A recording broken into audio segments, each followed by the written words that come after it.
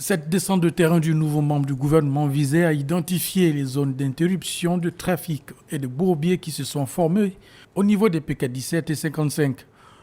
Le constat du ministre de tutelle était aussi destiné à la mobilisation des équipes autour de l'entreprise adjudicataire en vue du rétablissement urgent du trafic sur cet axe. Maintenant, la situation commence à se stabiliser. Il faut dire qu'il y a 3 jours, la situation était alarmante. Et aujourd'hui, comme vous le constatez, nous avons été instruits par les plus hautes autorités à l'effet de régler la situation, de résorber tous les points difficiles qui prévalaient, ou du moins qui sont présentés il y a 3 jours. L'axe Ntoum-Coco Beach était devenu depuis quelques jours impraticable du fait du retour des pluies. Celles qui sont tombées ces derniers temps ont été à l'origine de la destruction de ces ouvrages déjà vétustes. Il y a le problème d'entretien régulier.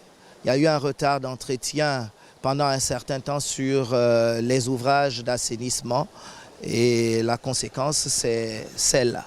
Sur l'ensemble des coupures de route que nous avons enregistrées sur cet axe, notamment ici à Ngouandji, au PK 23, au PK 27 et au PK 37, nous allons poser des ouvrages définitifs, notamment des dallos.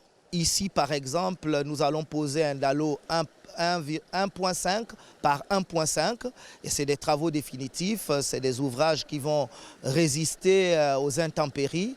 Ce n'est pas comme des ouvrages, l'ouvrage qui était là, qui était une buse métallique, qui a subi les effets du temps et qui a fini par corroder et emporté par les eaux.